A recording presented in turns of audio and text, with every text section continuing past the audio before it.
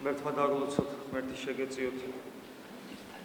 კიდევ უფალმაინება და ერთი მსახურება, კიდევ ერთი მსახურება ჩატარდა პირველ შეწირულისა, რომელზეც ხშირად გეუბნებით, რომ მისი ეს მსახურება არის განსაკუთრებული იმის გამო, რომ წუხრის სინანული და ის რაც წუხრის სინანულის მადლი, ასე შეიძლება ითქვას და ლიტურგიის ევქარისტიის სიხარულის ერთობა, ზიარება ამ ორი სათნოებისა შეიძლება ასე ითქვას და აქედან გამომდინარე რაღაც განსაკუთრებული მდგომარეობა აქვს ხოლმე ადამიანს ამ დროს.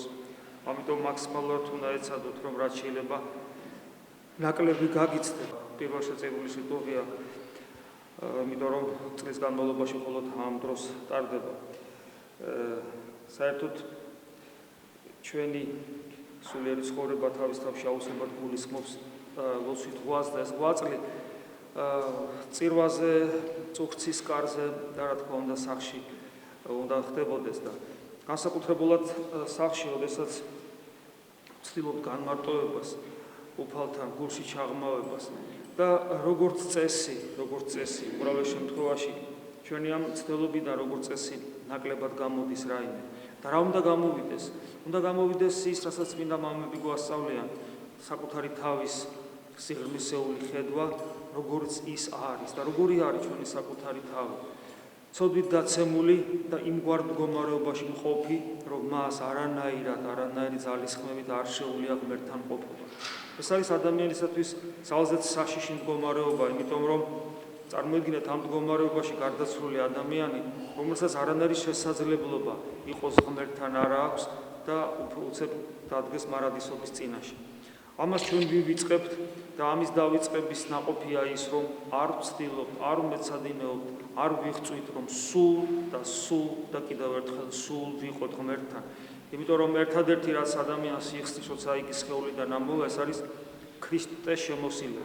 ქრისტეს შემოსილნი ჩვენ ვართ ნათლისღების მადლით, ოღონდ ეს მადლი ჩანასახლის მდგომარეობაშია და სამწუხაროდ ჩვენი ცოდვილი ცხოვრებით, რომელიც მოგვეცა მემკვიდრეობით ადამიანისგან, ჩვენი წინაპრებისაგან და ამას დამატებული ჩვენი პირადი შეცოდებანით, ეს ქრისტეს შემოსილობა იმდენად არის მინავლებული და გულის გულში ძალიან ღრმად ჩამარხული, რომ ვერც კი ვგრძნობთ მას.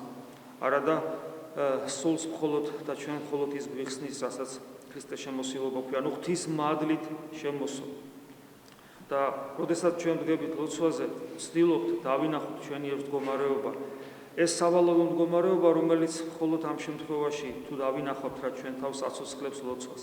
ამიტომ ლოცვაში პირველ რიგში ეს უნდა გამოვიდეს და ადამიანი ესე თქვა დაჯდება, აიწყებს იესოს ლოცვას, თქვა და გარკვეული დროის მერე აღმოაჩენს, გარკვეული წვალების მერე, რომ მას ეს ძალიან უჭირს. იშვიათი გამონათებები აქვს ხოლმე ადამიანს, როდესაც გლოვარებას იწყებს ნამდვილად, იმიტომ რომ თავის მკვდარ სულს ხედავს. მკვდარი სულის დანახვა ძალიან საშინელია. ის იმდენად შემზარავია, რომ ადამიანის შეიძლება სასოწარკვეთილებაში ჩავარდეს და სასოწარკვეთილების ზღვრამდე მივიდეს. ესეც ხდება ხოლმე. თუ ადამიანი ეცდება კიდევაც და უფალით შეეწევა, იგი დაინახავს საკუთარ თავს, როგორც მკვდარს და შეიძლება ითქვას, მართლაც დგება ამ დროს სასოწარკვეთილების ზღვარზე, იმდენად საშინელია ეს დასანახავად და სწორედ ამ დროს მოდის წყალობა ღვთისა, რომ როდესაც შენ შეღაღადებ უფალს აი ამ მდგომარეობიდან და ქრისტე რა თქმა უნდა არ გავისწლება, იმიტომ რომ ქრისტეს სიყვარულისათვის, ღმერთთან ყოფობისათვის იქ ამას, რასაც აკეთებ და მაშინ მოდის ნუგეშინის ცემა. შეიძლება იმ წამსვე არ მოვიდეს ნუგეშინის ცემა, შეიძლება ცოტა მოგვიანებით მოვიდეს, შეიძლება მეორე დღეს მოვიდეს, მაგრამ ერთი რამ უდაობა. ადამიანი წვალობს და ღვთისაგან წყალობა და ნუგეშინის ცემა ყოველთვის მოულოდნელად მოდის, ან ლოცვის დროს, ან შემდგომ, ან ზიარების დროს. თუ ადამიანი ესე არ წვალობს და ესე არ იღწვის, მაგრამ იმას რომ ამანეს შეძლოს, ლოცვამდე, სანამის ლოცვაზე დადგება, მანამდე უნდა ცდილობდეს. მანამდე უნდა ცდილობდეს ცხოვრების ყოველ წამს, დღის განმავლობაში, ყოველთვის და ღამის განმავლობაში, ყოველთვის ერთგულებდეს ქრისტეს. არც ერთი წამი არ იყოს ისეთი, რომ მისი გული იყოს ქრისტეს გარეშე. ეს არის შეუძლებელი ერთის მხრივ, მაგრამ ამავე დროს შესაძლებელია ღმერთის მიერ. თუ ადამიანი ამისკენ ისწრაფვის, თელფანი დაყუდებული ხშირად მithქვავს ამ საოცარი წმინდანის სიტყვები, როგორც კი გაივიღებ შენი გონებით დადექი გულში ღმერთის წინაშე და მთელი დღე ესე იყავ. ეს არ არის იოლი, იმიტომ რომ ჩვენ მიჩვეული ვართ ჩვენი არსების გარეთ ცხოვრებას, მაგრამ თუ ადამიანი ეცდება, რომ აი ამ მიმართულებით საკუთარ თავთან იმუშაოს, ნელ-ნელა შეუმცირდება ის დრო, რასაც უღმერთოდ ყოფნა ქვია, ანუ როცა ჩვენს არსებას ღმერთი არ ახსოვს.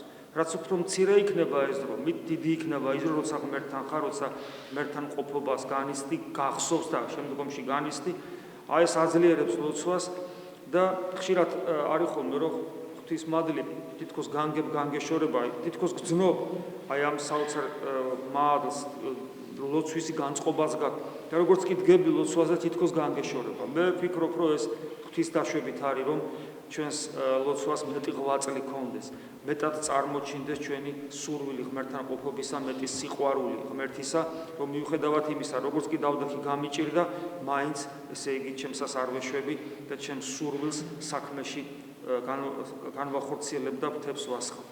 მხოლოდ ამ შემთხვევაში შეიძლება გქონდეს იმედი, რომ ყოველი ზიარების მერე რაღაც ახალი მოხდეს ჩემ ცხოვრებაში და მე როგორც გუშინად შეხვედრაზე უთხარი ახალგაზრდებს, ჩვენ ამგვარი ღვაწლი ლოცვითი გვაძლევს საშუალებას ის ღრმა კვალი და კალაპოტი გავიყვანოთ, რომელშიც უნდა მიედინებოდეს ის მდინარენი, რომელიც ჩვენი გულიდან იწყებს ფეთქვას ყოველი ზიარების დროს, როგორც უფალი გვასწავლეს.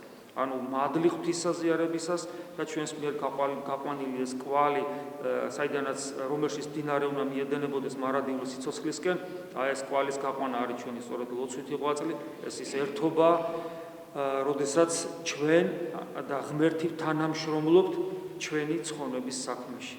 და პირველ შეწერულის ლიტურგია, როგორც აი ეს სინთეზი ამ საოცარი მწუხრის სინანულისა და ევქარისტიული სიხარულისა, აი ამ ორი სათნოების ერთობა ძალიან დიდად გვეხმარება სწორედ აი ამ საქმეში. ღმერთი შეგვეწიოს, ღმერთმა წყალობა არ მოგაკლოთ და გაგაძლიეროთ და გაცხონოთ უფალმა. ამინ.